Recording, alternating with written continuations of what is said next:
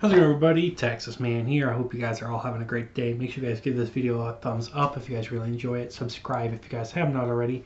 Also, do me the biggest favor of all, hit that bell notification button so you guys don't miss out on future videos or streams here on the channel. Also, if you guys would, please head over to Twitch. Follow me there at Douglas447. I stream there at least once a week, whether it's for Call of Duty, Battlefield, Halo, Destiny 2, or anything else you guys suggest for me to stream over there. And if you guys have any movies or shows you guys want to watch and review here on the channel, please let me know in the comment section down below. And as always, we're going to be talking about the movie God's Not Dead, We the People. This is the fourth God's Not Dead film in the series. And we're going to talk about positives and negatives. This movie came out here in 2021. It is rated PG and it's about 90 minutes long. And like I said, this is the fourth God's Not Dead film in the series. And I honestly thought the series ended with the third film. I thought the first one was pretty good. Second one was a little awkward. Third one was kind of interesting.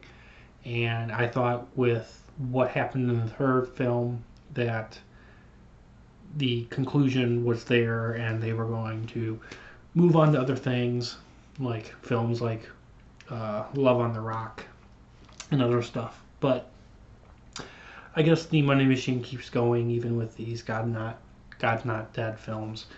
On average, this film was $4 to rent, $15 to buy on digital and Blu-ray also. And I really don't have too much that I want to spoil in this movie. I mean, there's really nothing to spoil. If you've seen a God's Not Dead movie, you probably have a general gist of what this film is going to be about. So I'm just going to talk about a couple different things that I normally don't talk about in my reviews. First of all, I think it's kind of sad that this movie has been hated on so much by critics.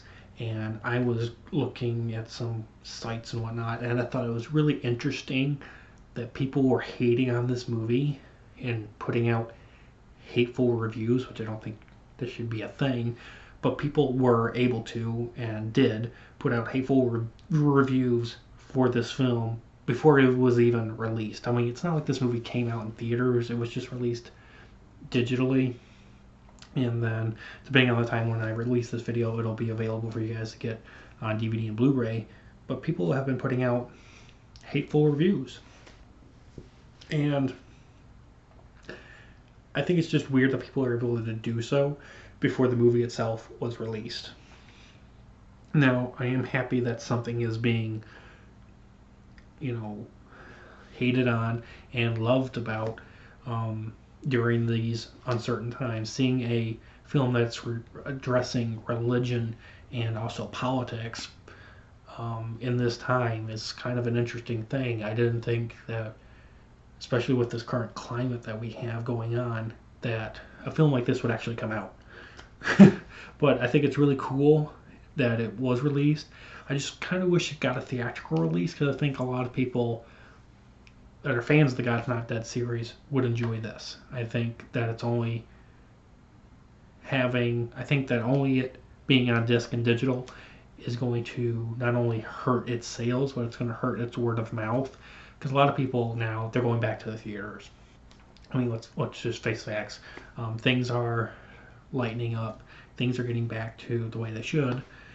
And I think that a theatrical release for something like this would have been great. I remember going to the theater, at least my local theater, and watching the first God's Not Dead movie.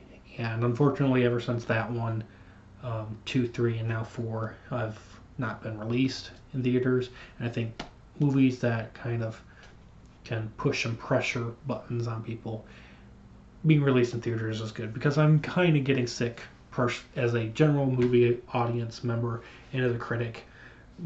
I'm so sick of going to the movies and being like, oh look, it's another animated movie, oh it's anime, oh look, it's another CGI fest, oh look, it's another dinosaur Jurassic Park movie, it's another Marvel Cinematic Universe project, it's another DC project, and look, another sequel, another Spider-Man, another Matrix, another Sing. And yes, some of them I really enjoy, and because they mean something to me. But I'm just like, what happened to just making some things that kind of can trigger people and get a conversation going? Not so much about the acting and the CGI and special effects.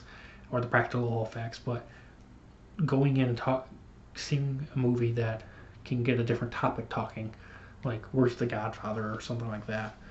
But anyway, moving on. The film's plot is basically about Reverend David, and he ends up going on this mission to defend the rights of parents to homeschool their children against the government demanding children having to be forced to be educated in the public schooling system. And I think that's a great topic that needs to be addressed, and they do a really phenomenal job addressing it in the film. Me personally, I actually graduated from homeschool, and so I actually have 2 high school degrees because I had enough credits with the public school system through extracurricular activities like marching band and science classes. So I actually have a public school system diploma and one from my high school homeschool program as well.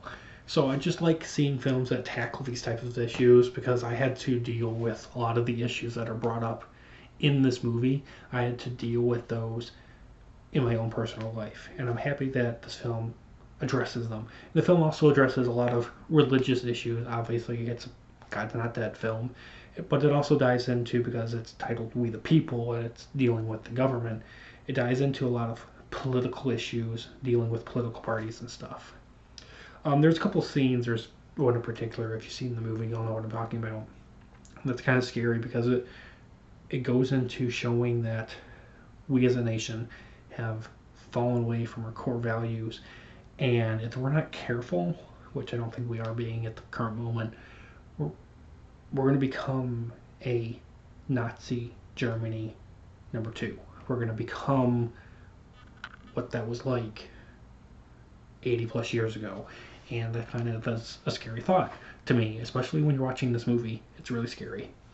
The only negative I want to address is that this film is way too short. Like I said, this movie's 90 minutes, and there's a lot of questions that just get unanswered. There's tons of questions that they just leave completely unanswered, completely open, and also the ending feels rushed. It's like I feel like there's a 2-hour cut of this movie out there somewhere, and they cut it to 90 minutes for whatever reason.